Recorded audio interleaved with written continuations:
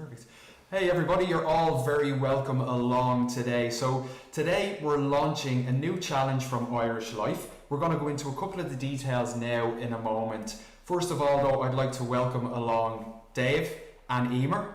I'm going to let you guys introduce yourselves very shortly. But Dave, you're Health Promotion Manager for DCare Dental, and Emer is People Success Consultant at Version 1. So guys, I'm going to let you guys give your intros now very shortly. I'm just going to give a bit of detail around this challenge that we have coming up with Irish Life.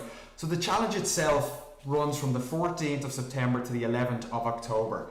And what we're looking for effectively is we're looking for companies to put teams into the challenge. And it's a steps challenge, all run through the My Life app. Now there's some fantastic prizes. The main prize is a €10,000 donation to a chosen charity. Now to win that prize, your company has to get the highest average steps. But there's also individual prizes. We have 100 Fitbits to give away, and all you've got to do to be in with a chance to win one of those Fitbits is to hit 250,000 steps, which is roughly about 10,000 steps per day throughout the challenge. Certainly sounds achievable, doesn't it?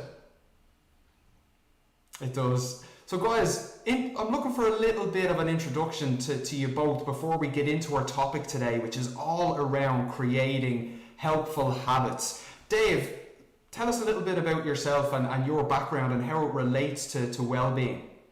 Yeah, thanks, Mark, and thank you so much for having me, and delighted to meet you as well, Emer. Yeah, I suppose my own background, a quick kind of 60 seconds, minute synopsis is, I suppose, science, always healthcare background. I have a dental background, a specialist in oral health, worked in private practice for 5, 6, 7 years. And one of the biggest things was very short, brief intervention. People would come in, they'd have one problem, but they'd have other problems like diet, smoking, and physical activity, and that linked to different communicable diseases, and never had the time to kind of work on some of those things. So I suppose 8 years ago, I started with DCare. I work as their health promotion manager, did my master's in health promotion and mental health, and I work with over 400 organizations and plan health and well-being, clinic strategies, train with SkillsNet in mental health practices and workplace well-being. I teach in NUIG on the workplace wellness and the specialist in oral health outreach programs in health promotion, and I suppose I'm a mental health ambassador for Sea Change Ireland as well, which tackles stigma particularly within our community, society, but also within the workplace. And again, that's something you draw on from your own experiences as well, and it's something I'm really passionate about, and looking forward to getting into the conversation as well today. So it sounds like you're going to have plenty of information for us, Dave, around obviously that process of setting up some new helpful habits. And Emer, thank you very much for joining us. Would you mind giving us a little bit of your background? Oh, well, of course. Thanks, Mark, and thanks for having me as well. And Mark, Dave, even you certainly have lots going on there. So you're a great background. So my own background is in psychology, and I'm also a qualified yoga and meditation teacher. So really interested in the area of health, and I suppose I've been naturally curious about people and how we get the most out of people. And that kind of leads to my current role, that is in Version 1 in the HR team. So I work as People Success Consultant. And I suppose, what does that mean then? So essentially, a lot of what I do involves both employee well-being, but also looking at employee, I suppose, in terms of their potential as individuals. So I do a lot of work around psychometrics and coaching with individuals and teams, so all linked to kind of behavior in the workplace. So it's been a really interesting time, and I'm excited to be here talking about the habits today, because I think we can all learn something, especially at the moment in our remote environment. No, absolutely. I'm sure there's going to be plenty of trends that we've all seen and we can all discuss throughout today's conversation. One very interesting one for me though, and I think it's important to start here, is this idea of maybe some of the bad habits that crept in over the past few months. I think we need to maybe normalize some of those, because a lot of us tend to think that they're kind of me problems and nobody else is actually dealing with this. Everybody else has stayed in their routines, and it's really just me who's not exercising, or me who's maybe not eating the way I should. But I can certainly hold my hands up and say, over the last few months, some of the bad habits that have crept in for me is I notice that on a daily basis my step count is down. I'm certainly sitting for longer periods during the day. Even simple things like trying to get myself away from the laptop in the evening time thinking that I'm actually maybe winning, if you like, but waking up the next day and just feeling that mental and physical fatigue because I haven't switched off when I should have. Guys, what have you noticed personally yourselves? What bad habits have maybe crept into your routines? Yeah, Mark, just on that one, if I could say, when you mentioned that, it strikes me that the Irish Heart Foundation had their Escape Your Chair campaign. And you know, this whole idea that sitting is the new smoking. Their survey was in the Irish Times there only a week ago, saying that we have 2 hours and 40 minutes. We're sitting longer per day. And that's on top of maybe the 6 or 8 hours that would have been the sedentary kind of office lifestyle. So I suppose that that is a massive thing from working remotely. And I think, Emer, you probably agree that, you know, the new normal, our roles have kind of changed a little bit. A lot of people are working remotely, and that extra sitting time, that idea of creating healthy habits and workplaces, kind of creating a supportive environment for people working remotely, that we need to be taking breaks, we need to build routine, we need to, you know, be getting up from our screens once, twice an hour, getting our exercises in the morning, in the evening, whether it's a walk, run, cycle. We need to get linking into that fitness challenge. We do need to kind of keep on top of ourselves and get moving, and our workplaces need to take responsibility for that as well, and our managers and line managers, and we need to kind of, you know, channel that and kind of home in on that, because just brings me to another study. The UCD Institute of Food and Health just again about a week ago gave some COVID statistics that 1/3 of people had gained weight between the ages of 25 and 44 throughout COVID-19. So again, you're talking your obesity, your diabetes, your, you know, all those non-communicable diseases. We don't want to forget about those either in the long run, if COVID is here to stay, as we kind of navigate the new normal. Yeah, exactly, Dave. And I think that was one of the things exactly in version one we noticed, that the kind of shift to the digital and the remote environment, it almost shifted the dial in terms of what was stressing people. And it went from being, you know, having, obviously there was an awful lot of juggling and a lot of things we to do between commuting and, you know, managing multiple aspects of lives, to then being on, okay, so we're now, we've, you know, we're contained within our homes, but we have things like sitting for longer periods of time, noticing that, you know, eventually, you know, I even noticed in terms of, you know, we would finish one meeting and a next meeting kicks in straight away, whereas by nature in the office you would get up and you would walk to another room.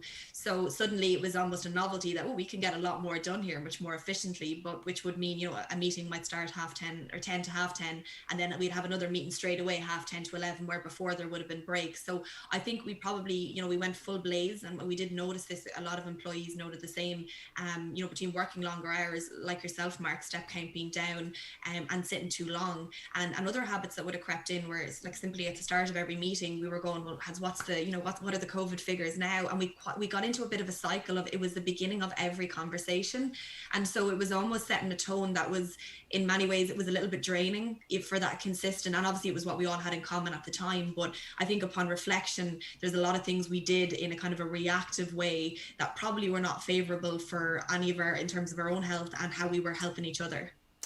I think both of the points that you've made there, just they really speak to this idea of normalizing the fact that these bad habits that crept in, they were things that were actually trends. They're things that happened to everybody. It wasn't things that just happened to one or two people. And the same way that, as you've mentioned there, Emer, that these trends were, for example, sitting, talking about the COVID figures, we were actually doing it as a group. So in a way, we were spreading that around a number of people.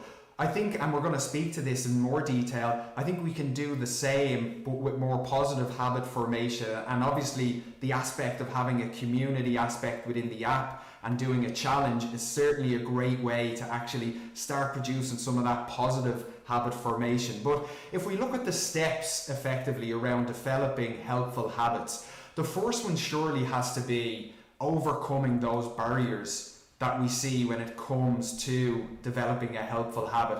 And Emer, I know from our discussion we had the other day, you were mentioning this idea of, you know, trying to get rid of some of those bad habits, or trying to get rid of some of those challenging habits. Would you speak to that a little bit for us? Yeah, for sure. So I think, you know, part one, I think when it comes to habits, is actually identifying maybe, you know, and looking at in any given day, you know, our days and our routines are made up of our habits and what we do every day.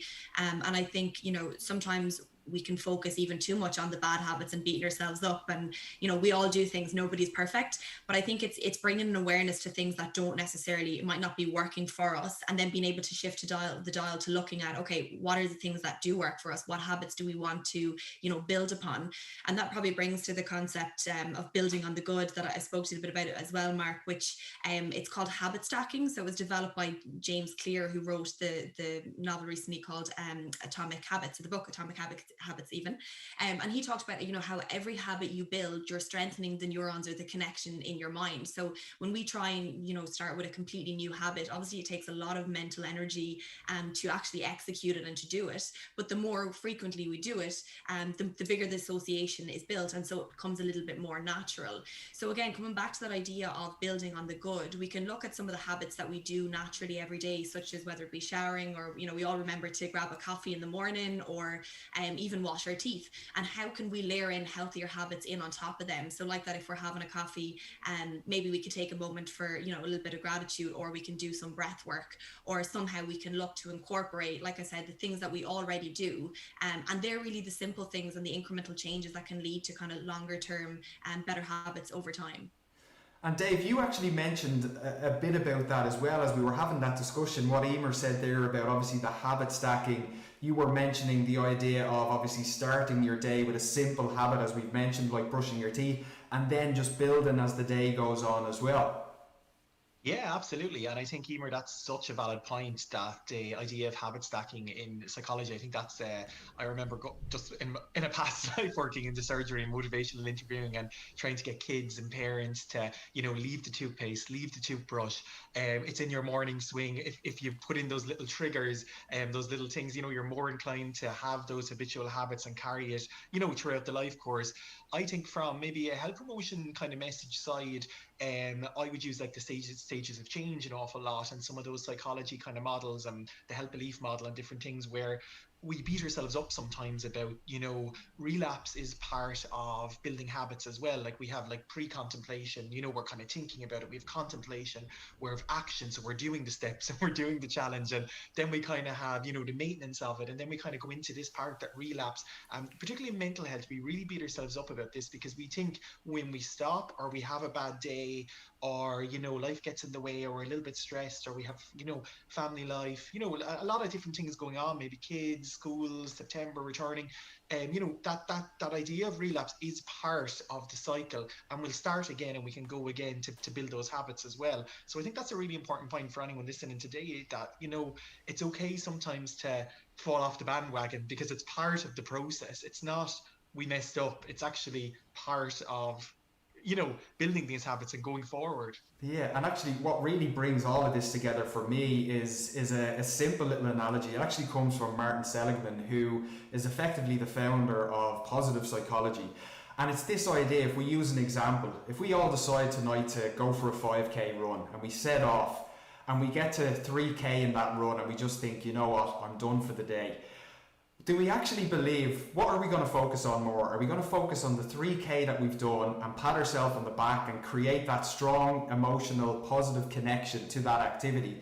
Or are we more likely to focus on the 2k that we didn't do? Now, we all know the answer. We gravitate towards that negativity bias. So it just brings both your points to the fore, that in actual fact, to overcome barriers and to start creating helpful habits, we have to capture and not downplay some of the great things that we do throughout the day, whether it's picking a healthier lunch, whether it's actually getting up rather than snoozing in bed. Like, how often do we stop and say, oh wow, actually, you know what, good on me for actually doing that? We just skip over that and get to the next part. So I think from what you're both saying there, guys, it really brings it to life, that idea of actually being a bit kinder to ourselves when it comes to this habit formation. Failure is going to happen, it's part and parcel, but it's that idea that we can actually just continue to move forward with it, basically. Also, I might just add to that, Mark, you know, just on recognizing exactly to your point there, you know, we've gone through quite a lot in terms of the change structurally from how we would traditionally, whether it be work or live, to how we now work and live. And there's an awful lot in the background of, I think, people trying to figure out, you know, how can I now shape my day around, you know, working effectively? But sometimes it can make you nervous now, having, you know, loads of time with, whether it be family or friends. It's always like, what do I do with this time now? And before it was, oh, do I have time to go to the gym? Do I have time to do such and such? But now it is a case of, how do I restructure? So I think there is an element of looking at how we can support each other and bring it back to the step challenge as well. It might mean that, you know, 11 to 11:15 now is a time for walking in the company, where it might have been, you know, a time where we had to focus solely on meetings around those times. So there's flexibility now that I think we need to support each other in, and building in new habits within that new structure.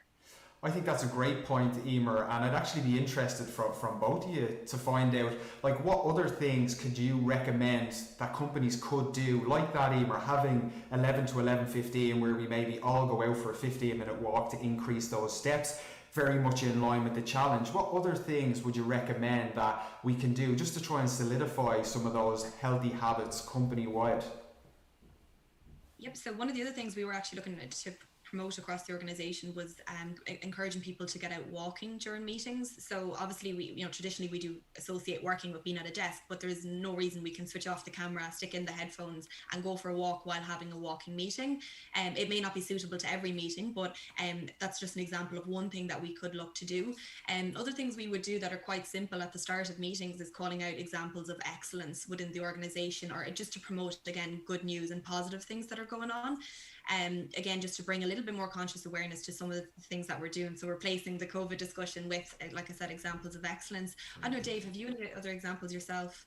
Yeah, I mean, I think that's a really valid point. I mean, Oh Healthy Ireland has those healthy meeting guidelines, where it's like, you know, exactly that, like the walking meetings. They're things we would have done in our company, having the headphones, getting out, muting only when you have to speak on the call. Yeah, we've done some kind of engagement. I noticed that there is a sea of kind of a flooding of digital at the minute, and you know, these kind of what we call weapons of mass distraction, all from the emails to the social media apps to all these bits and pieces. We've tried engagement because everything is digital for a lot of people working remotely. Even different things, like we're looking into things for our staff to engage them more, like sending out like cake mix and different things, and they can, you know, bake a cake with their families and their kids and send in photos, running a competition that way. We've kind of looked at things like that was one. We kind of the workstation, kind of your workstation, what it looks like, what's the ergonomics of the workplace, what have you created within your own space, send us a picture, how are you changing that up? And we've kind of ran internal competitions and some of that stuff as well. So I suppose because engagement and morale can be quite low with COVID, and because, you know, people can feel isolated, and I think to come back from a mental health perspective, even the role of the manager and the line manager just to check in on people is crucial from every aspect of what you're both talking about there as well. Yeah, I think, like, it's this idea that we have to now look at that structure and that routine completely in a different way to the way that we used to. Because effectively, and there's a lot of research around this as well, we all know that effectively money isn't what makes us happy. There's a certain amount, if you like, that we want to reach, but it's more based, happiness is more based around time affluence. So knowing that you have control over what you do in your day. And I think for many of us, it's been an interesting feeling, I'd say, to have more time in our day. And you mentioned it, Emer, it's like, what do I do with this extra little bit of time? So I think what you said there, Dave, around obviously having them casual catch-ups with employees, and actually bringing something like this into an organisation, I've found, like the challenge through Irish Life, I certainly find engagement rates go through the roof with organisations when we run a challenge. But it's not just from the point of view of people are super competitive, it's actually more from the social aspect of it. All of a sudden I may be chatting to my manager, but we're not talking about work, and I'm actually not talking about family life. I'm actually just talking about how are you getting on with your steps, how many did you get on, and we need a little bit of that. I think it helps, it gives more direction to that daily structure and routine. What do you find yourselves, guys? Do you want to go ahead, Emer? I just have one point on that. Yeah, I actually think it's quite timely as well in terms of the steps, especially because I think it is one of the challenges that, like we talked about at the start, in terms of habits that people are facing, which is sitting too long. And I actually find myself at the moment, I'm almost, trying to cram in all my steps in the evening, and there's like a pressure because I've sat all day long, and then all of a sudden, so it's like you've this massive count. So I think if we were able to find ways of, having, doing or taking, a number of steps in smaller parts throughout the day, and doing that collectively and driving that engagement across teams. Because like you've mentioned, Mark, it's a different conversation starter. It does channel a bit of the competitive nature of a lot of employees that we would have as well, and yet it allows to kind of connect people, but they're doing it on their own, but as part of something else. And I think it's a good example of where we should ideally look to bring engagement as organizations that is accessible to people, but still not connected to one central place, since we're all in different locations.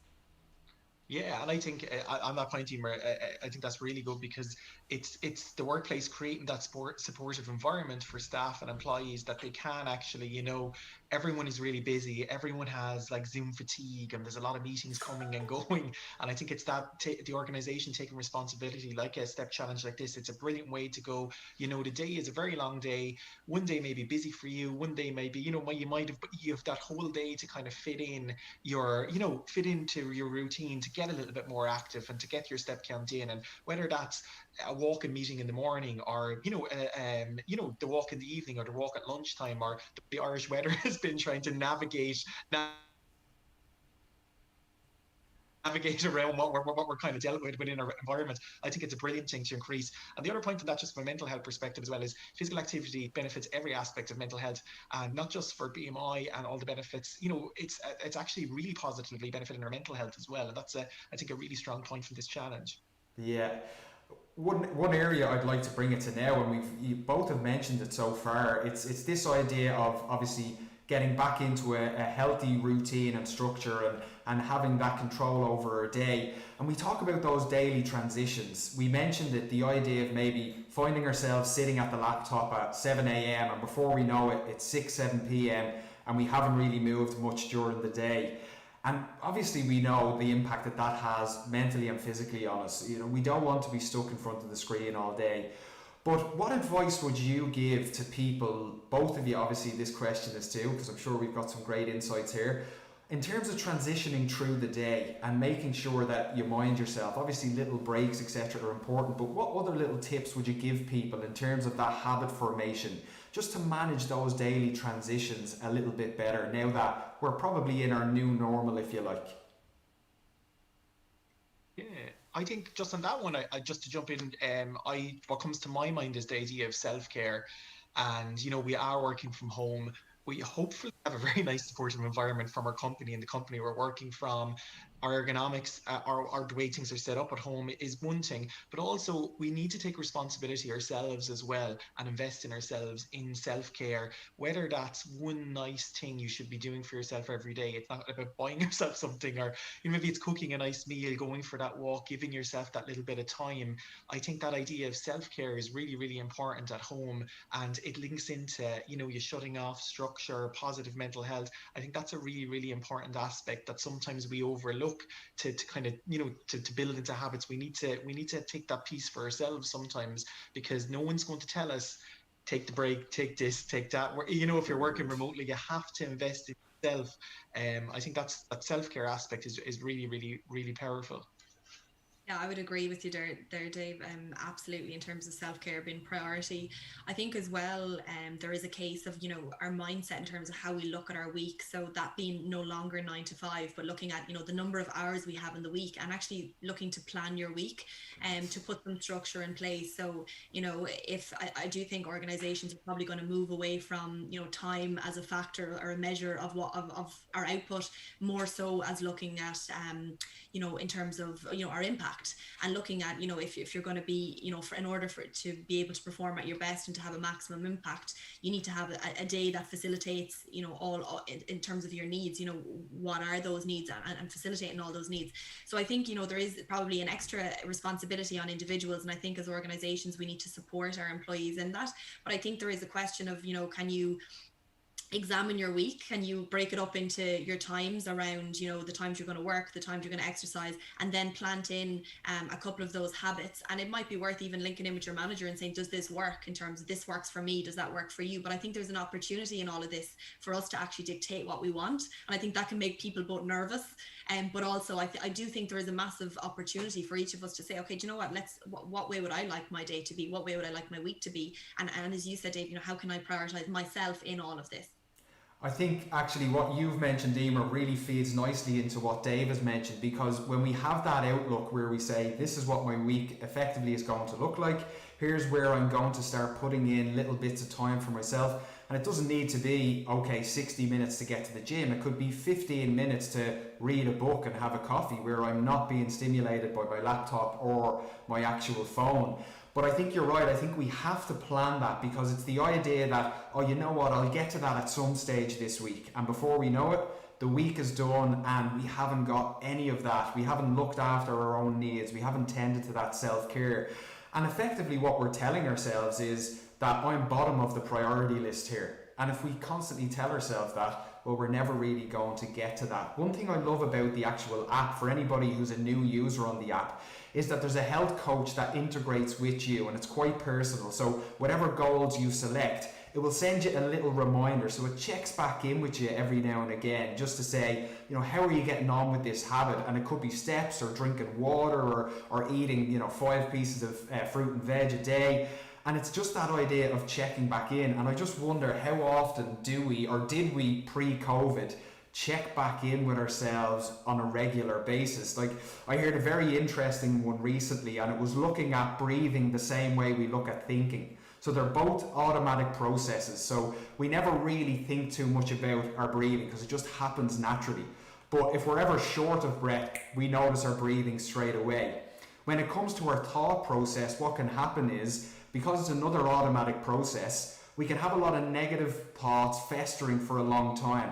If we don't check back in, it creates a lot of that emotional pain, which effectively is going to impact our behaviors, our actions, and our choices. So I think just highlighting again, to add to what you guys have said, that need to check back in on a regular basis is so important. And Dave, I'm sure you probably have one or two bits to add to that, because I know you're a Sea Change ambassador around mental health as well. Yeah, I mean, absolutely. I mean, there's 5 probably principles that I would say we all know are 5 a day for fruit and veg, but there's 5 principles that maybe some people aren't aware listening today. And again, it really links into the physical activity aspect about the step challenge as well. I mean, the first one, just to explain it briefly, is to connect.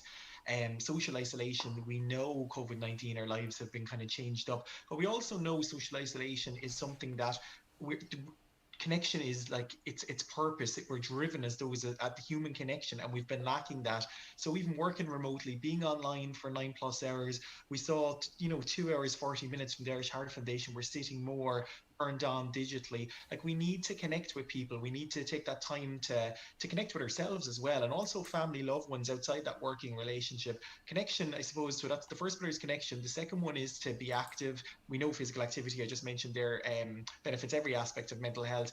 Also non-communicable diseases, cancer, obesity, diabetes type 2. The more we move, small everyday things help. It's decreasing those non-communicable diseases, but also it has a massive positive effect on our mental health. There's a huge evidence base behind that. The third one is like gratitude and to give. That's the third kind of pillar. And I personally, gratitude is practice, and to give, it's not about presents. It's maybe holding the door open for someone or checking in on someone. And kind of gratitude as well is something like the journaling, like writing down your feelings throughout COVID-19 and working from home of, what are we looking at? These things happened today, and these things I was frustrated about. Turn the page and go, do you know what? Family, friends, relationships, love. Focus on the positive things in your life and the positive things that happened in that day as well. And I know that sometimes when I say that to people, it can sound a little airy-fairy, because they're like, oh, that's not for me. But it's a practice. Gratitude is such a practice. It's not something that I do this and I have better mental health. These are just things, if you can do 2 or 3 or 4 of these things, actually what Emer was talking about there, these are building habits again into our lives. So we've connection, be active, to give. The next one is to keep learning. Kind of learning a new skill doesn't have to be a college course, but it can actually be like a David Attenborough documentary, and Netflix, reading a new book. There's so many different things just that keep our brains and our minds going, and that help us switch off from the normal everyday of kind of working life and home life sometimes. And the last one is also called mindfulness, but to be aware. Those are the 5 kind of pillars of kind of mental health.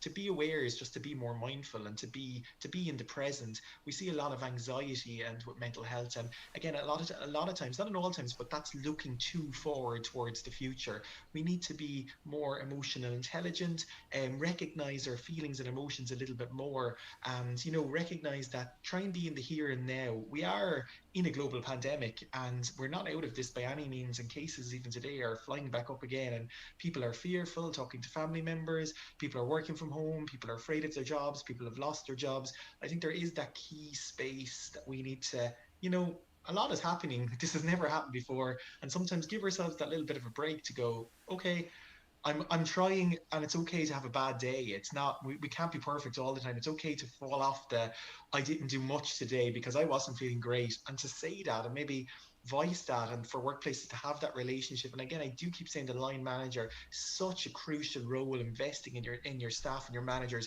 and giving them those skills, particularly around the areas of mental health first aid, some of those things that they're able to just check in. Are you okay? How are things going? And I don't know, Emer, you probably from your own organization would see an awful lot of that with engaging people as well during this time. And totally. And I mean, I totally agree with, all of the 5 points you've given there. I think it's a great way of almost framing and structuring your day if you were to look at ticking off each of them. Just, on the last point there, right, mindfulness. And I think, mindfulness is obviously something that an awful lot of people who probably are interested in it before COVID would have tapped into it and practiced it. But I think now it has become a case of it's something that we're trying to make more readily available to everybody. But in terms of understanding what does that mean, and as you said, it's not about always having to focus on the positives or always, but it's just simply, as you said, being present and noticing what exactly is going on. And I think it is a time where bringing that sense of awareness for ourselves becomes crucial in terms of how we interact with others, and in terms of in general feelings that are coming up, and something that it was interesting that one of the clients I was working with just mentioned to me. She kept saying to me, I need to find time to practice my mindfulness. So this was her thing. So she kept seeing it as something that was over here, and I suppose what I was trying to work with her in, and I think it could be relevant to the group that are here today as well, is you can bring mindfulness into anything you do once you do it with full attention. So whether that be if you're walking, you can gain much more for your mind if you can really absorb yourself, and even just noticing the sensations in your body while you're walking, and whether it be if you're doing a task in work, can you focus solely on that task and give it your full attention, and in terms of any of the habits we look to create, I think if we can bring full awareness, and we can build, like, our mind is a muscle, so we can cultivate and build that sense of awareness that then we can bring into any area of our life, and it impacts everything we do then thereafter. I think that piece around mindfulness, Emer, is just so important, where people, many of us may see it as effectively a mountain to climb. It's like, right, I've got to meditate for 60 minutes a day, or when actually, in fact, we don't have to do anything like that. It is just being more mindful in our actual day. And I often find people want to know, well, what's the benefits really of me bringing this in the same way I bring in an exercise routine or a healthy eating lifestyle. And I've been doing a fair bit of looking and reading and researching around it myself recently, and for me it's the idea of that psychological flexibility that it offers us, an ability to be able to deal with the different stressors that actually come our way. But another very interesting bit of research I saw was, it was a recent study, it was by Bain and Company. 2,000 employees were asked, out of 33 leadership traits, which one would they class as the most important. And actually they said being mindfully present. So having a leader who is mindfully present, who actually engages empathetically with me on a daily basis, that's what they said was the most important thing when it came to leaders that they worked with. And I think it's very hard to cultivate that presence of being there for somebody if you don't have a regular practice where you're effectively slowing yourself down, creating that awareness, not just intrinsically, but also what's going on around me. How am I interacting with people, etc. So again, it's not something that takes a long time, but it's something that when it's consistently done can be very effective for us. Exactly, and just on that, I think it is about the whenever we're presented with some kind of stimulus, we have mindfulness allows us to create a space between how we respond, and I think in terms of how it can play into our lives and our daily habits is that consideration of sometimes we do an awful lot of things and we don't actually question why we do them. So we might eat things and we don't even know if we like them, or we might do work that we might not actually add any value to us or the organization. So what it does do is it allow us to kind of create a space that we can question question and challenge things for ourselves, and then more consciously send our life even in a direction that we, you know, that we want to move in. And I know that just on a personal level, that's something that I found has been really useful for it. And we spoke about this as well, Mark, but in relation to, you know, even the people that we surround ourselves with. So if we want to create healthy habits, if we surround ourselves with people that reflect those habits, or the people that we want to be, we're much more likely to actually, you know, become the person that we want to become, versus trying to constantly withstand maybe energies or people that don't necessarily work for us. So I think bringing that sense of awareness into who we surround ourselves with becomes a crucial aspect of that as well, in terms of maintaining healthy habits and general health. Yeah, no, I would totally agree with that. Just in terms of, I'm liking the flow that we've had so far, guys. So we've gone from identifying some of the bad habits. We've then looked at overcoming some of the barriers, if you like. We've then looked at the importance of structure and routine and how they're vital if it comes to developing a helpful habit. The next piece for me is when we turn that habit really into a ritual, something that we do without even thinking about it. And Emer, one thing that's always struck me is how, I suppose, how prevalent well-being is within version 1, and how it's such a pillar of what you guys do. And I'm just interested to know, for anybody who's on the call as well, and Dave, I'd be interested to get your view on this as well, is how do you take effectively well-being in an organization from being something that is an initiative every now and again to then becoming an actual ritual? Because I know some companies have maybe only really jumped into well-being in the past few months due to COVID and really made it a pillar in their organization. But what would you say they could do just to really turn that into a ritual? Yeah, so I think, the idea of, where you position well-being in your organization is crucial from the get-go, and meeting employees where they're at. So, that idea that, your well-being doesn't sit in the bottom of the fruit box, it sits in the center of your employee. And it is about looking in the mirror. And I think for us, a really good place that we started was opening the conversation with managers. So we run a strength and balance training program, and we wanted to talk to our managers about, some of the challenges they face themselves. And as they began to explore, some of the things at the time, it would have been, time management and general stressors of managing multiple conflicting priorities. And they began then to kind of recognize that we were actually having a conversation that was related to well-being, and they saw well-being as being something slightly different. So it would have been easier for us to say, oh, there's yoga over there, and anyone who wants to, and we did do that, but anyone that wants to do yoga can go there. But it's a very different thing to actually get vulnerable in an organization and to open the conversation. So when we started from there, I think we began to get buy-in from the managers and understanding, okay, well, if I have a better relationship with my team, and if I'm okay with showing vulnerabilities and being real, then they're more likely to want to work for me, and they're more likely to be invested in us as a team in terms of what we deliver, what we do. So it kind of shifted the dial and shifted the perspective in terms of how we see well-being within the organization. And I do think as well, for us, it was about, we did create a model that reflected well-being, but this was based on conversations we had again within the organization. So we have 5 pillars that are social connections, mental health, physical health, financial well-being, and sense of purpose. And I think once we defined again what well-being was within the organization, it made it a lot more accessible for our employees, so they knew if they wanted to engage with it, what exactly they would look for, or they would be getting involved with. So there's just a couple of things, but I do believe in kind of an inside out approach. And I think, and if anyone does afterwards, you can reach out if anyone wants to talk or to ask any questions around building a culture. But I think in order to build a culture, you kind of have to, be less afraid of going where other people maybe were afraid of going, and opening up that conversation in an honest fashion. Well, thanks for that, Emer. Dave, would you like to add to that? Yeah, absolutely. I mean, Emer, actually, Benny Brown, I don't know, I think a lot of people know her, but like when you mentioned vulnerability there, I did a thesis last year, Cell to Society, and it was all the different levels of health. And I used a huge amount of her research. I think she's expressing her vulnerabilities, being able to, I love what you said there about your last pillar, and being able to, it's such, as particularly with well-being, it's not just, I've seen with organizations and training organizations, when they come to you, they kind of sometimes jump to the intervention, they jump to step 5, the very end. I want to run the intervention within the organization, and I want the mindfulness, the yoga, because they think it's a good thing to do. And not every organization, but I'm saying there is a lot of back steps to that. There is a science and there is a process process, and there is a needs assessment, a planning, an implementation stage, an evaluation, process evaluation, outcome evaluation. First of all, there's actually a science to it. And if I was an organization getting into planning proper health and well-being strategies, I'd also look long-term, 5-year projections. This isn't something that happens within 12 months. I would maybe consult with someone with a health and wellbeing background, maybe invest in your staff, have your wellbeing champions do a course, because there is actually a kind of a process science to that. The other aspect to it, exactly what Emer said there about culture, some companies I've come across, they decide for the employees. Your employees are number one in that decision making, consultation with the employees, your age demographics, I work with companies that have 63 nationalities.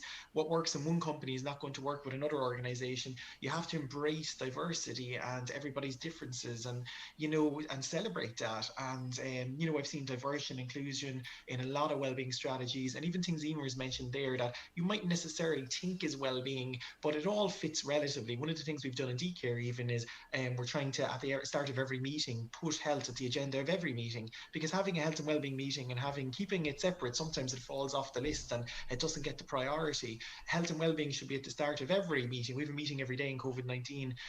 Our officers and our CEO Maureen Welch, and they meet every morning at 9:30 and discuss health and well-being and what's going on for our own organization.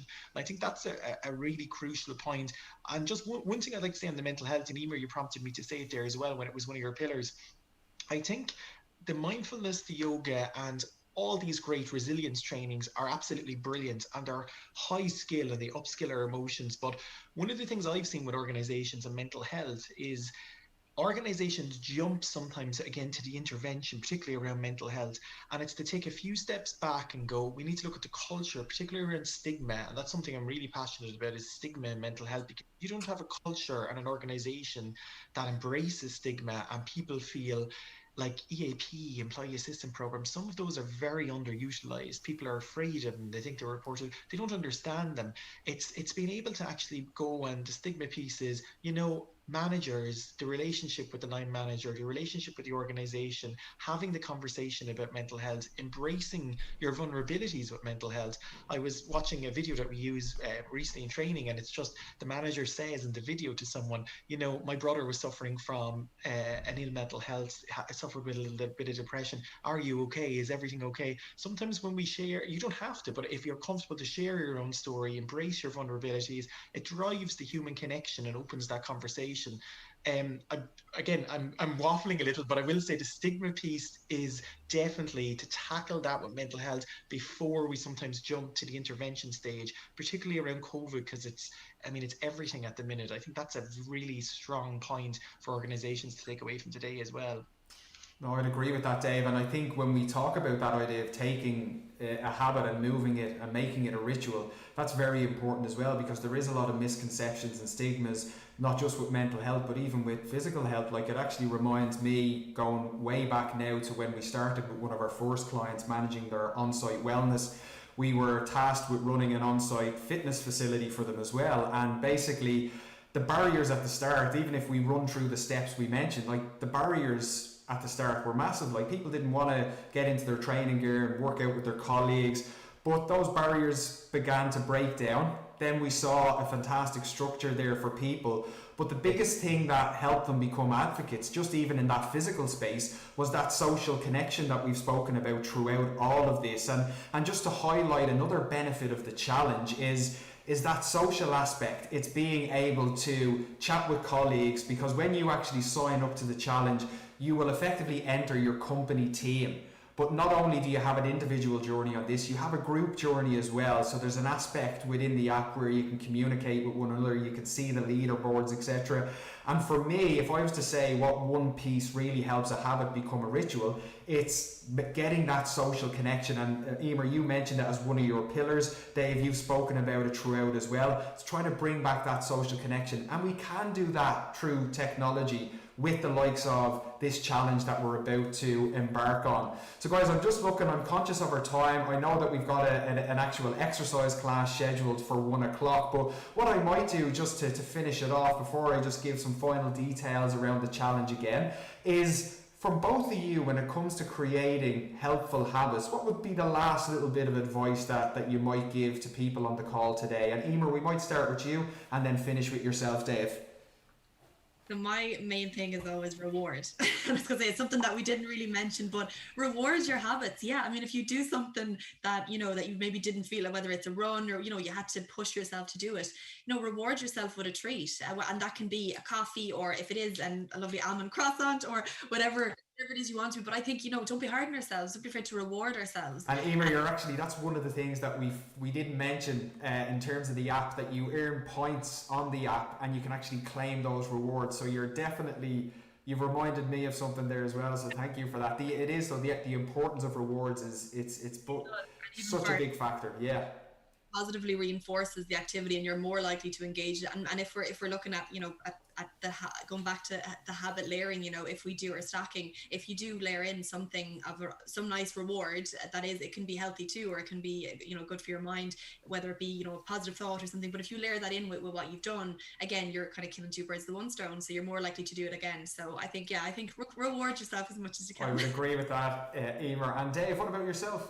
Yeah, I suppose one sentence comes to mind there. It's like, a step forward is not a step backwards. Like, if you take that one step forward to create healthy habits, and the starting off small with the steps, trying to work it into your day. I did a great one day, exactly what Emer said. Give yourself a little treat, give yourself a reward. Sometimes, particularly within Irish culture, we tend to go full whole leather, kind of cold turkey at things, and we go the diet, we cut everything out. We're cutting the coffee and the milk, and I think give yourselves a little bit of a break. It is a global pandemic. We're all, everyone's lives have changed. The working environment has changed. Give yourselves just a step forward. Is it's not a step backwards. Small everyday changes was probably the biggest health promotion message I could give. Is try and make the healthier choice the easier choice. There's no, if you do small little things every day, your health will have a huge benefit, and your mental health. And again, they're practices. It's not something, we're building habits here. We're all in this together as well. It's not something that everyone, oh my God, they're doing this right. And it's a practice. And we have to go through it every day. I think those 2 points that you've mentioned, guys, are the most important when it comes to habit formation. Small steps, so that theory of marginal gains, those little 1%ers, and then not forgetting to actually reward yourself. And the app will certainly remind you about those rewards as well. So it really encourages you to keep those steps going, guys. So all I'll say is challenge 14th of September to the 11th of October. Guys, when you register, basically what will happen is you'll be set up on the My Life app, you'll get a company code, and effectively then that code can be used by employees to join your team for the challenge. Best of luck to everybody who's already signed up and taken part in the challenge. And I'd just like to say thank you very much to Dave and Emer for joining us today to talk about creating helpful habits. Thank you so much for having us as well, and I learned so much from listening to Emer as well. I did too, Dave, and yourself. Yeah. Be on my team for the step challenge. Better practice what we preach now, lads. Cheers, everybody. Enjoy the rest of your day. See you now. Thanks.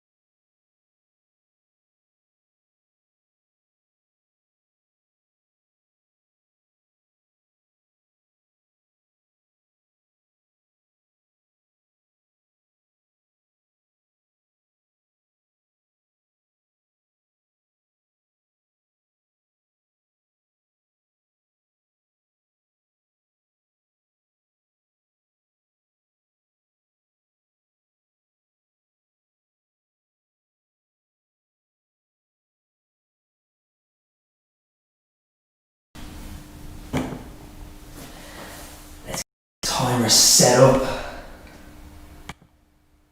We'll have it on beep.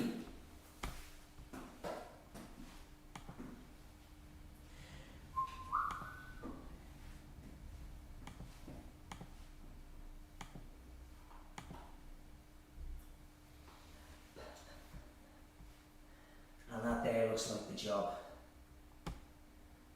Straighten that up. We'll get it started.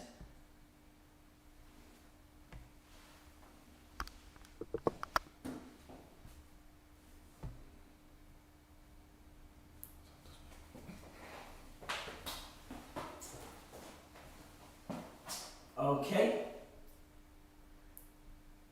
If we're ready to go, guys, well then let's do it. First of all, you are very welcome along to our class today. Our exercise class from the Fit Vision HQ. So I'm not too sure how many of you guys who are on right now ready to do our exercise class. I'm not too sure how many of you guys would have been there previously for the discussion around creating habits with Mark, Emer and Dave. So obviously Mark has ran you through the program and all of this stuff. What I want to do firstly is introduce myself. I'm Cameron from Fit Vision, and I'm very, very excited to be taking you through this exercise class. Now, before we get going, all I'd like to say is the only thing you'll need is a mat, a bottle of water, and a space to call your own for 45 minutes. That's all you need. I'll be giving out tons of different variations of exercises. So whether you're at an elite level or a beginner level, there's a bit of fun for everyone in this. Okay, guys? We're going to get the heart rate up. We're going to have some fun. Now, before we do anything, we're going to go for a couple of minutes just to warm up and make sure that the body feels okay. So you're going to come with me now, go to the end of your mat, and we're going to go for a walk out. Very simply, we're going to walk it out, and we're going to stretch. Bringing the chin into the ceiling, we're going to walk it back up. Taking your time with that. Safety first, we're going to go for 3 more of those. So let's do it, guys. Walk it out and stretch. And walk it back up. 2 down, 2 to go, guys. Let's do it. Hips down, chin to the ceiling, and walk it up. And then your 4th and final one, let's do it. Hips down and walk it up. Now, we got a bit of a variation this time, so have a look in. When you walk out this time, guys, I want you to bring your right leg up and then stretch over your right knee. And then the left side. Left leg up, stretch over that left knee, and then walk it back up.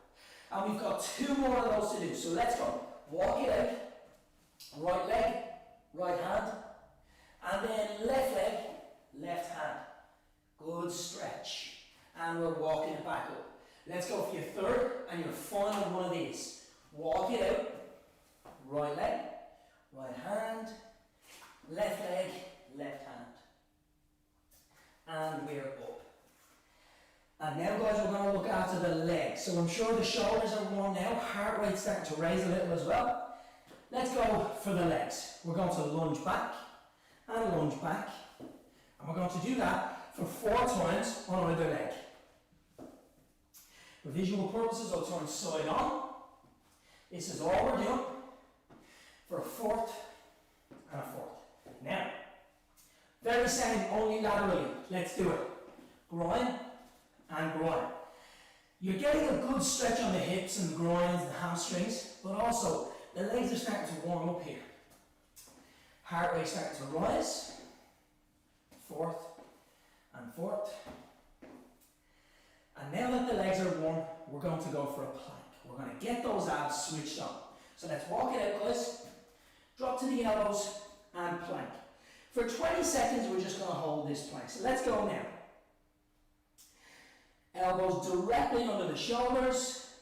Good crunch on the abs. We've warmed up the upper body with your walkouts. We've warmed up the legs with your lunges. Now it's the abs. And some gentle mountain climbers in 3, 2, 1. Let's go, guys. Some gentle mountain climbers. Left to right.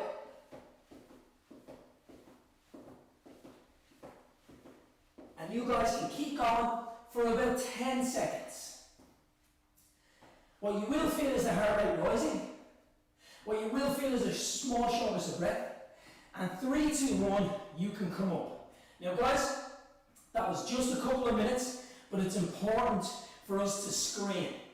So what I'm going to say to you guys is, while we take a small break now, please check in with the body. Normally when we're teaching classes, we're in person and we can ask anybody and treat anybody if they've got ailments. Right now, you've got to call it. So you've got to ask yourself, are you nauseous? Are you lightheaded? Is your heart racing too much that you're worried? Or what about physical injuries like tightness of muscles or knots or shooting pains? If you're feeling any of those, guys, it's important for you to call it so that you're carrying on in a safe way, or else you're not carrying on. So please, the fact that we're not in the room means that you need to call that yourself, be responsible. But if you are feeling good, well then it's important to start at a nice high level. So your warm-up isn't finished yet, guys. This is where we inject the energy. If you've got a bit of music, now is the time to turn it up. We've got 30 to 40 seconds and we're going to go for some sprints. So please, just give me a jog to begin and give me some big forward circles. Big deep breaths. Now on the go, you're going to follow my lead and you're going to sprint on the spot. Are we ready? 3, 2, 1, let's go. Hands and knees now. Look at this, guys. Hands and knees. Working it. Good. Heart is starting to rise now. 3, 2, 1, backward circles. Big deep breath. Backward circles. Are we ready for our second sprint? 3, 2, 1, let's go. Again, working the hands and the knees. Big deep breath, yes guys. Now we're talking 3, 2, 1. Give yourself a little tap on the back now, guys. A tap on the back, big deep breaths. And this here is your third and final sprint before we get into your workout. Are we ready, guys? 3, 2, 1, let's go. Hands and knees. Now we're feeling awake. The body temperature is right up there.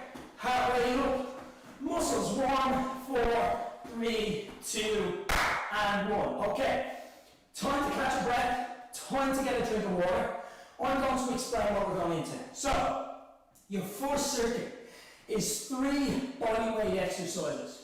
We're going to go for an upper body exercise, a lower body exercise, and then a piece of conditioning. So this is what we're going to do, guys. Your upper body exercise, very simple. We're going to go for a conventional press up. So, we're going to come down with the chest between the hands and up. If you need to drop to the knees here, absolutely no problem. After 30 seconds, we're going to jump up and we're going to turn that into a squat. And then again, after 30 seconds, we're going to turn it into a jump jack. So what you've got there, guys, is a press up for the upper body, a squat for the lower body, and then a jack for the conditioning. 30 seconds apiece. Let me get this timer set. Get ready into your press up position. Your press ups are beginning in 3, 2, 1. Let's do it, guys.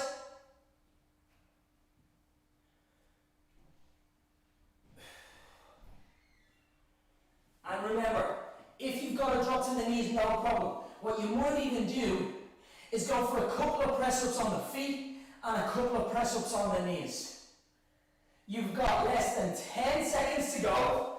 Press on the knees, press on the feet. Are we ready to jump to the feet? 3, 2, 1, and we're up. And we're going for squats. Excellent, guys. Turn it to the side. This is what you're looking at here. Proud chest, heels well planted, sitting right back into your seat. Brilliant.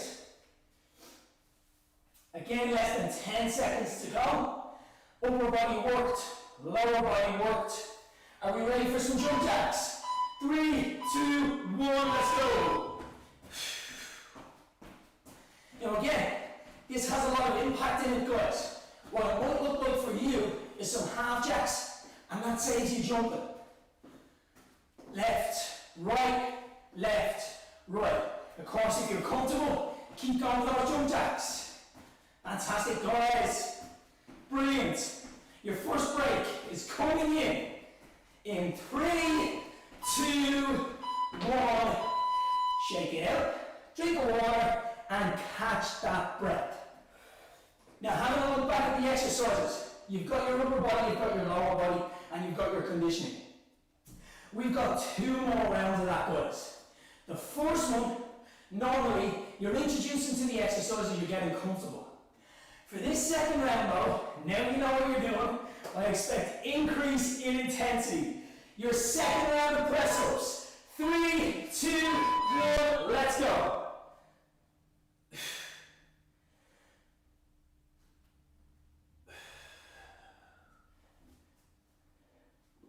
Knees or feet. Halfway point, should you want to drop to your knees by now? If not, keep it going. And remember guys, the transition to the squat is everything. Quick as we can. 3, 2, 1, let's go. We're up. And if you're feeling it, feel free to turn this into a squat jump. How about that, guys? Nice and intense. Make sure you're landing softly. And then springing, leaving the ground, landing softly again. You're looking at 7 seconds, guys. Keep it up. Squat. Fantastic. Jump jacks. 3, 2, 1. Let's go.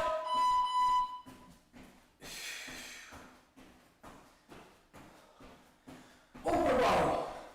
Lower body. Conditioning. What an effort so far. Whether it's a full jack or a half jack, keep it going, guys. You're looking at 4, 3, 2, and break time. 30 seconds. Another massive break. Big deep breaths. We're based in Dublin and it is quite warm here. So wherever you are, make sure you're getting adequate recovery, plenty of water, plenty of fresh air. Guys, your third and final round is coming in, and you'll hear me talk about this quite a bit. This is called the money round. Let's go big on this one, guys. 3, 2, 1, let's press.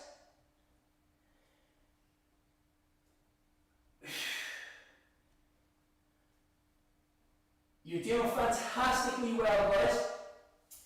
And as mentioned, if you need to drop to your knees, the halfway point is now.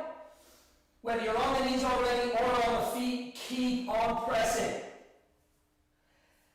And then a nice spring into your squat. In 4, 3, 2, let's go.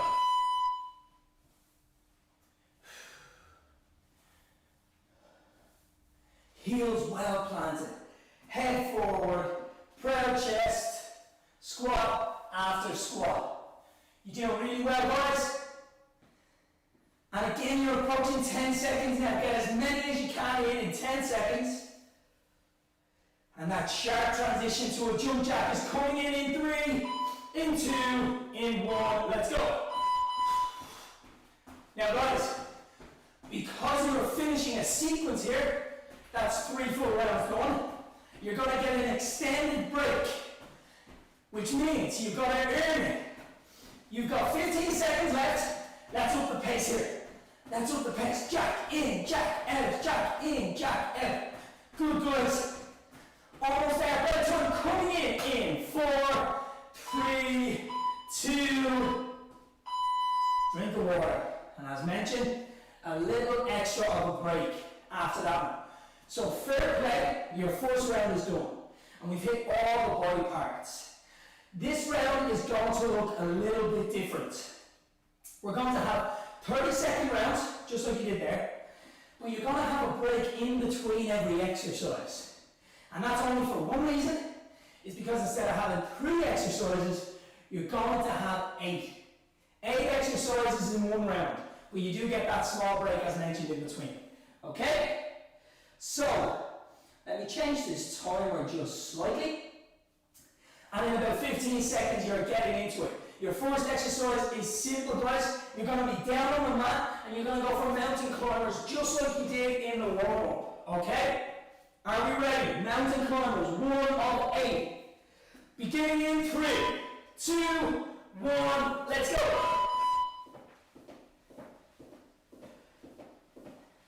And if that has too much impact, just step the knees in. Knees in, just like this. Left and right. Hands directly under the shoulders. Abs nice and tight. Less than 10 seconds to go with your mountain climbers, guys. Keep it up. Great time. 3, 2, and 1. Now we're going to stand up and we're going to go like this along your mat, guys. You're going to sprint along the mat and touch the floor. Have a go like this. 3, 2, 1, let's go. Sprint and touch. Sprint and touch. Keep it going, guys. High knees across the mat and down to touch. Bending those knees as we come down and lifting those knees as we sprint. 10 seconds, guys. Doing very well. 3, 2, 1. 10-second break. We're back down to the mat, and this time we're going to go for tucks. Jump in and jump out. Here we go, guys. 3, 2, 1. Knees in, knees out. Again, step in. If that impact is a little too much for you, just step. Still a brilliant exercise. And if you're jumping, well then, brilliant, keep that up too. Guys, you're looking at less than 10 seconds. Exercise 3 out of 8.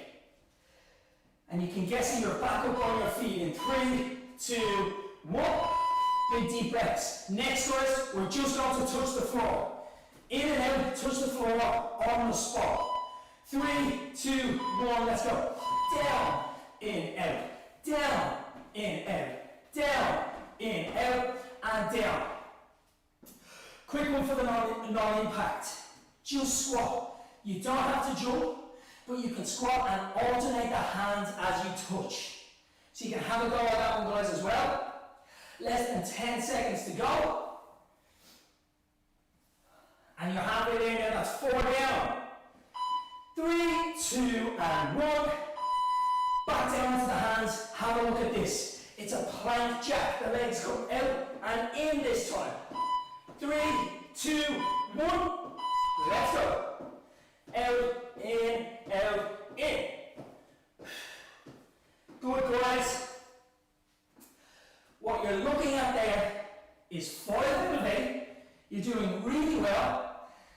And you can step out and step in if you don't want to go with impact. Step out, step in. You're looking at 5, 4, 3, 2, and 1. When you come back up, we're going squat jacks. Squat down, jack up. Squat down, jack up. Here we go, guys. 3, 2, 1. Narrow squat, big jack. Narrow squat, big jack. Keep it going, guys. Bending the knees to the toes, and then jack. Down and jack. Down and jack. Brilliant. And what is 6 out of 8? You've got 9 seconds left. In and up. In and up. 3, 2, 1. Arguably the hardest. We're going for a burpee, guys. Let's do it. 7 out of 8. We're going for a burpee in 3, 2, 1. We're off. Out, in, up, down. Out, in, up, down. Now, if you know what it is, go ahead with it. If it's too much, have a look at this. Step down, step out. Step in, step up. Step down and out. Step in, step up. 7 seconds, guys. Yes. 3, 2, 1. 10 seconds. This is it, guys. Your final one. Hands behind the head, and we're going for some military sprints. 3, 2, 1. Let's finish this. High knees. Let's raise those knees if you don't want to sprint. Let's get them up as high as we can. Sprinting or marching.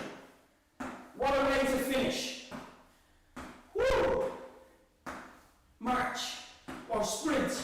High knees. As always, extended break coming in. 4, 3, 2, 1. And get yourself a lovely drink of water. Guys, that is a phenomenal round. And you can see the way we go up, down as the exercises go on. You can be sure we're doing it all over again for a second round. So you're catching your breath, you're catching a bit of fresh air, a little bit of water, like myself, and we're going to go back in about 20 seconds. We're going back in for what is round number 2. Now guys, just to mention, you probably noticed the intensity has crept up in that round. The guidelines for the times and the guidelines for the intensities are just that, they're guidelines. Whenever you need to stop, you stop. We'll keep trucking on and you jump back in whenever you need to. This here is definitely there to improve your health and fitness, but it's more there to get you in a good mood, to get you active, to have some fun, to clear your head. If it gets overwhelming, take a step out, get a drink of water, and then get back in whenever you're ready, okay? Now with that being said, we're going down for mountain climbers, which is round 2, exercise 1. In 3, 2, 1, let's go guys. Renewed energy after your rest. Let's do it. 1, 2, 1, 2, left, right. It's brilliant. Whether they're sprints, left, right, or whether they're steps. Keep it going, you're brilliant. Break time coming in 4, 3, 2, and 1. The first exercise when you came up here, guys, was a sprint and a touch. Let's try that again. 3, 2, 1. Let's go. High knees up and down.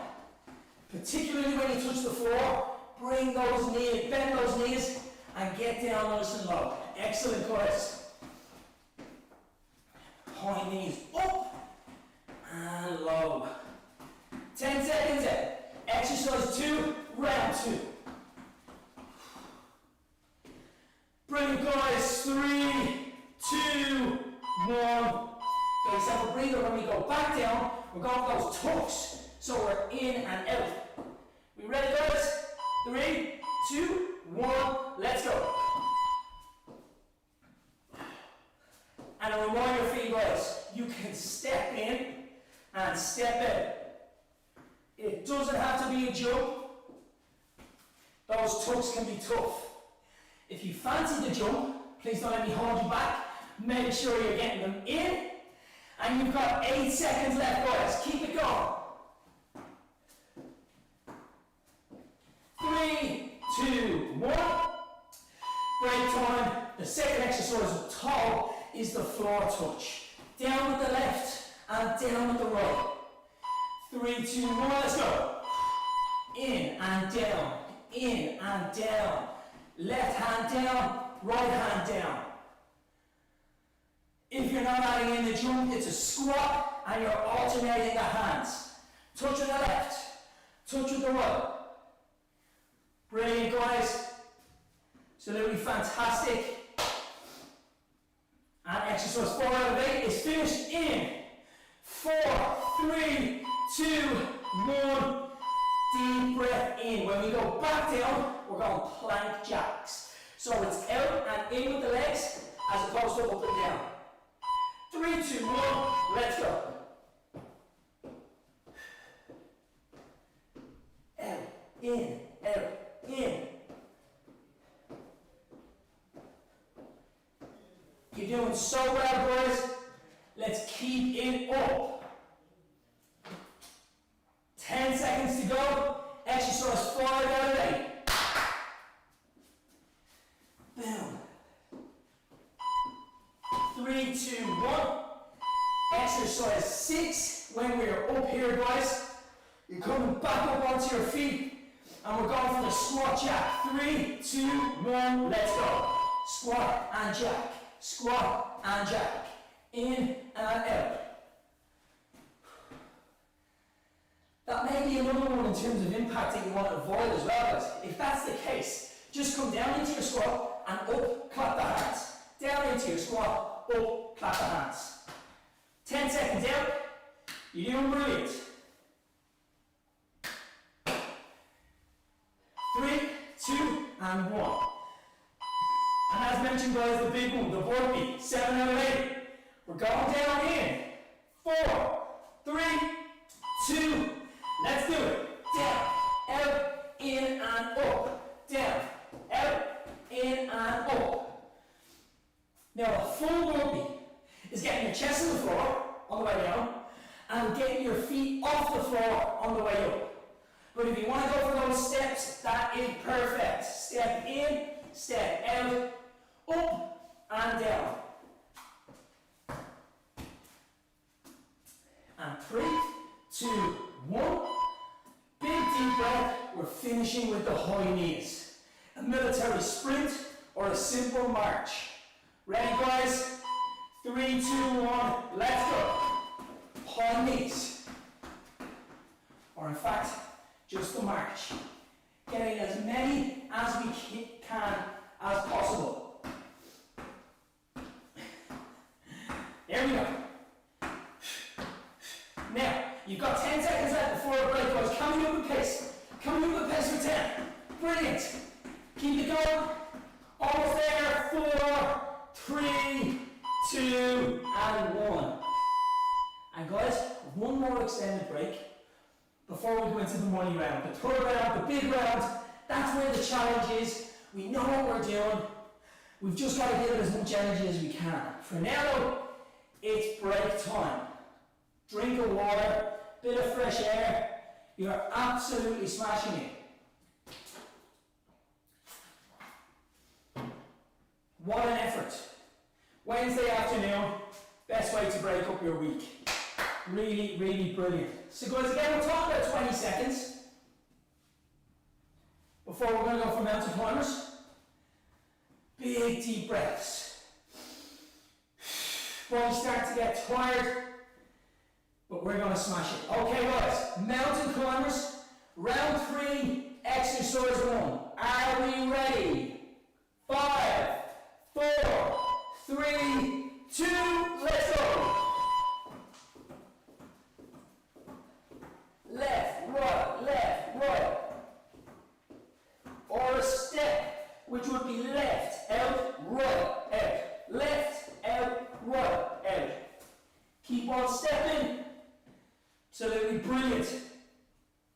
Looking at 9 seconds, guys. Making sure the abs are contracted. We're in a nice high plank there. And then we're up in 3, 2, 1.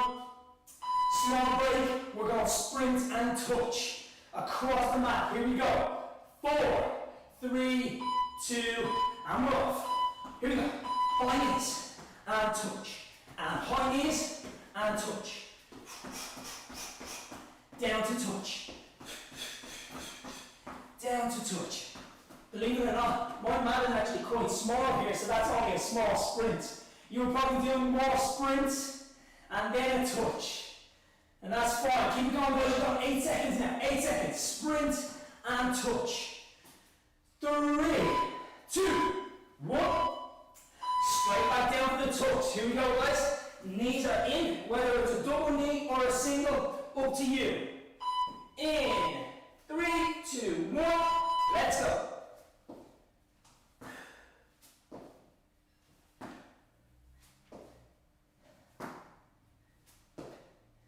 Left, in, and out.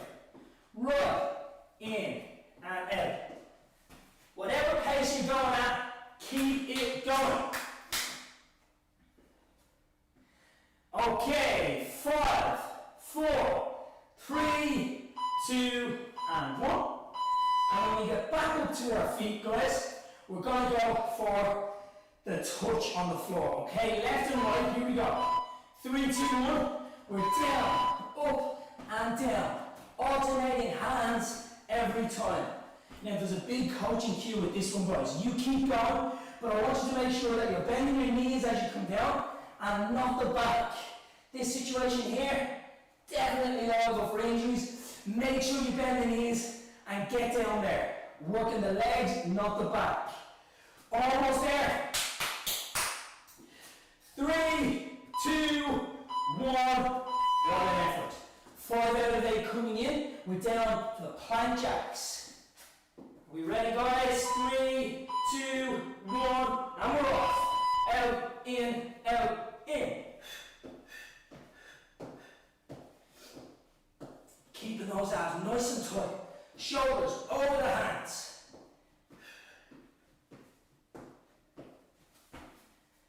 And you've got 11 seconds left. Out, in, out, in. You're doing brilliantly, guys. Plank jacks, quite tough. But I finished in 3, 2, 1, and we're up. When we come up this time, guys, we're coming down into the squat and then out into the jack.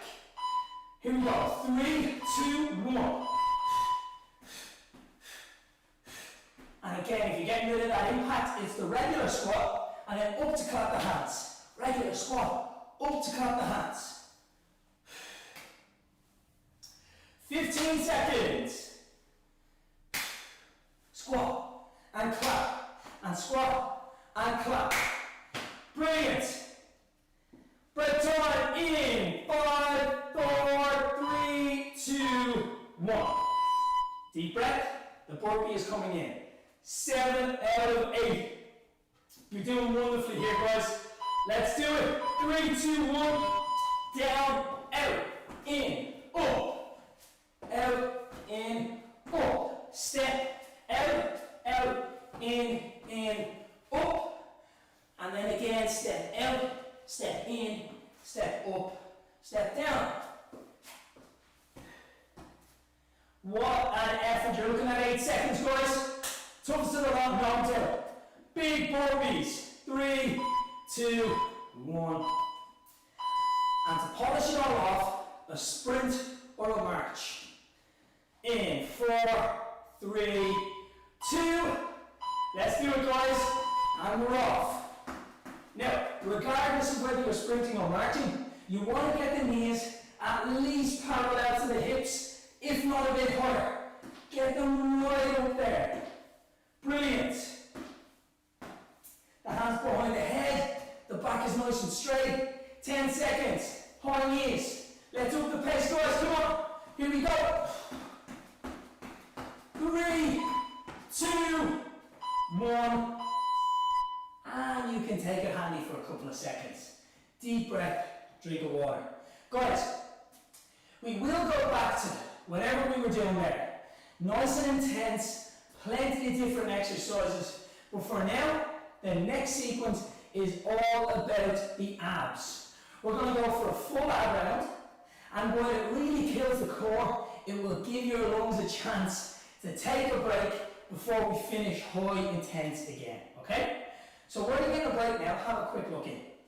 We're only going to go for 4 exercises this time.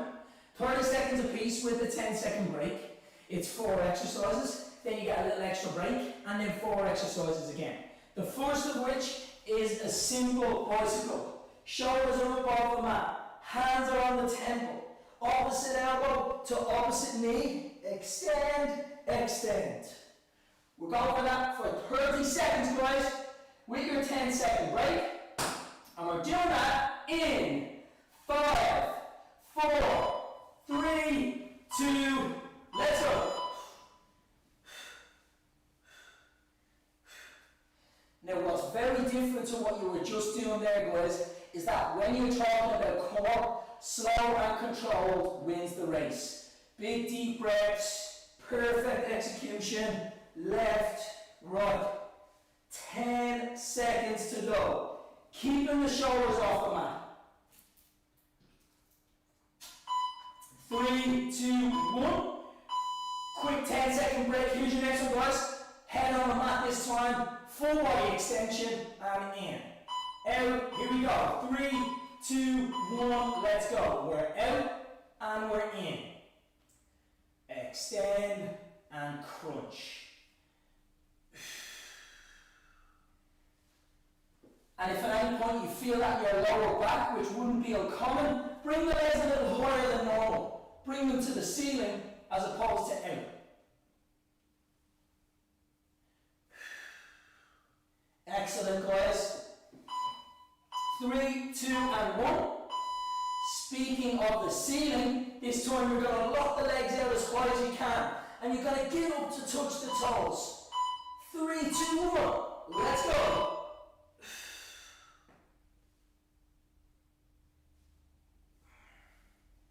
Quick one, guys. The toes is just a target. It's not what you've got to do. You've just got to reach up toward the toes. Just a target though. Slow and controlled. Big deep breaths. Excellent. 5, 4, 2, and 1. Final one, simple, guys. We're going to go for a plank. Just like we did in the warm-up. Let's hold it for 30 seconds. 3, 2, and 1. Let's go. Shoulders over the knees. A nice straight back. You almost want to line from the back of your neck right down to your heels.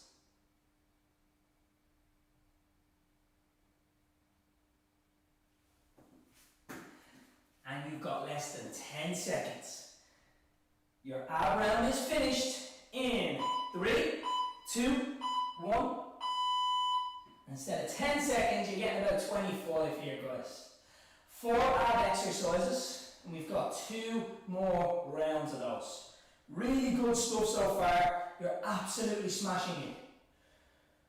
But a 25-second exercise goes slower than a 25-second break, guys. You're almost there now. We're back in for our second round. Are we ready for bicycles? Exercise 1, round 2. Beginning in 5, 4, 3, 2, let's go.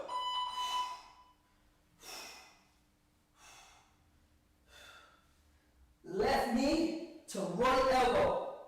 Right knee, left elbow.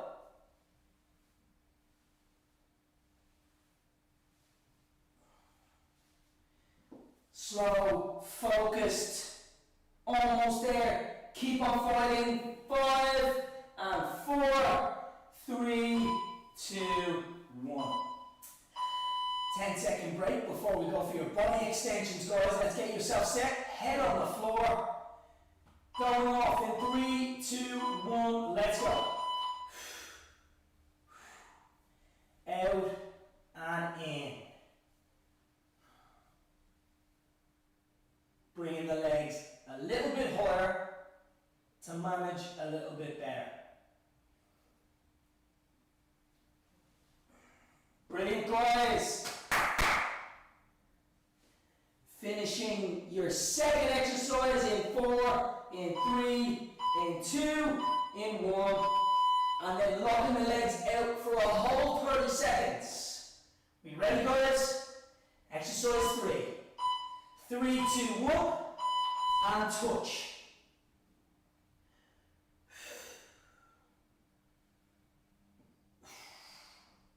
Slow and controlled.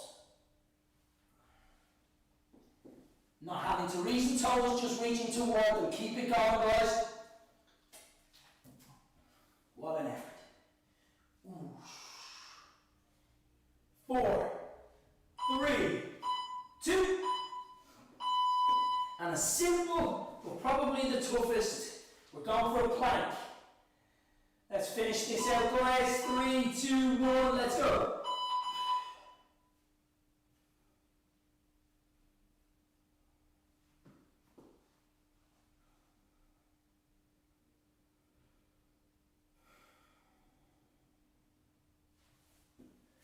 Your second plank, you are less than halfway to go. 10 seconds now. Keep on breathing. Break time in 3, 2, 1. And once again, the good to 30 seconds, big deep breaths. Catch the breath. Big drinks of water. Guys, you're doing phenomenal right now.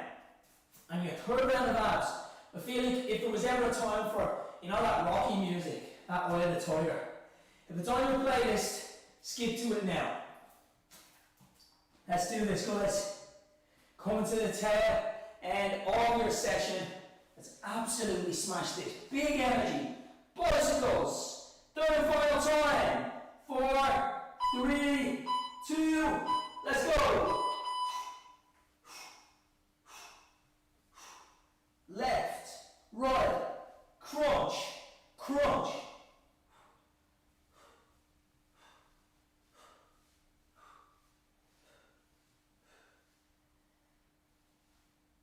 Ten seconds to go. Keep it up, guys. Keep on twisting and keep those shoulders off the floor. 3, 2, 1. Catch the breath. Head on the floor. Full body extensions. Here we go, guys. 3, 2, 1. Let's go. Out. In. Out. In. Big, deep breaths. You'll often find people closing their eyes when they're doing the abs. It is simply to focus.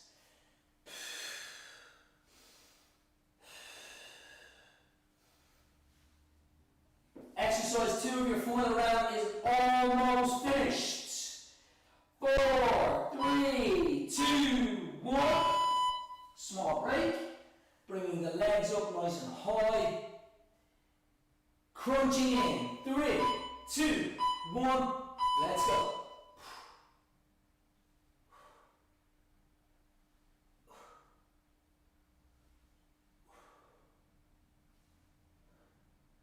Right up to the toes. And where you'll feel that, guys, is right at the top of your abs, the diaphragm area. Great crunch, almost there. Touch and touch. 3, 2, 1. And let's finish it out with a plank. Here we go, guys. Round 3, finishing the abs in 3, 2, 1, let's go. Shoulders up over the elbows. Breathe through it, guys. You got this.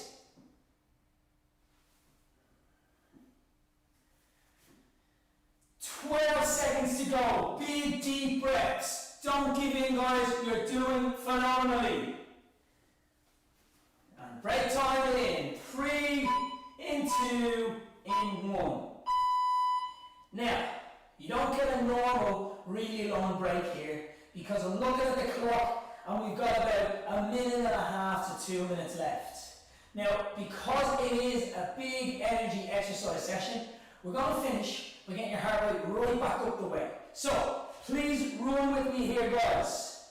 The clock is starting. It's going to be 15 on and 15 off.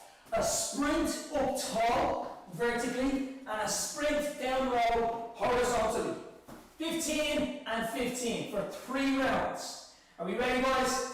Let's finish with a bang.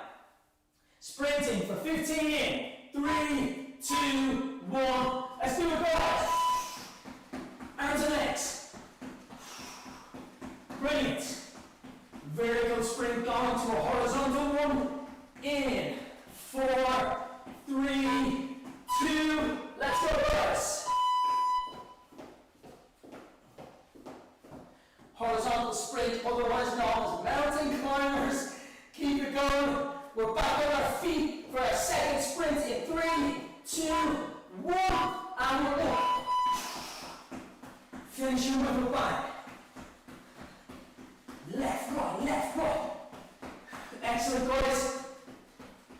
Back down for round 2 in 3, 2, 1. Let's go. 1, 2, left, right. Yes, guys. And third and final round. Let's do it. You're up in 3, 2, let's go. Third and final round now. Up top. Excellent. And then 6 out of 6, guys. You're mountain climbers. 3, 2, 1. Let's Let's finish this.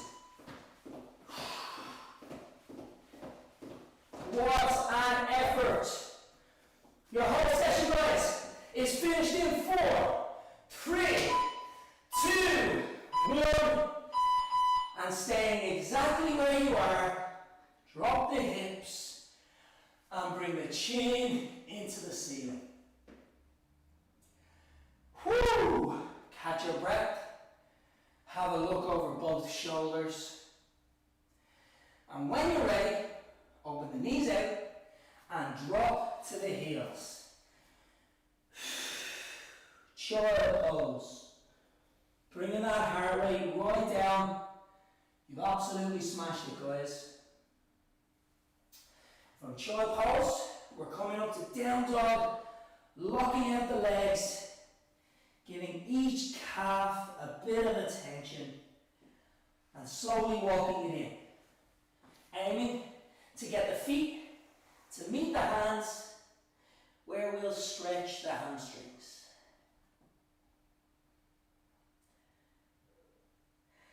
And guys, your final stretch is to bring the hands behind your back, interlinking the fingers. Drive them forward, stretching the chest. For 3, 2, and 1. And as you come up, you can give yourself a well-deserved pat on the back, a well-earned drink of water. You've done absolutely fantastically, and it's been a pleasure to train you today, guys. Thank you very much for coming along, and I wish you all the best in the future. Cheers.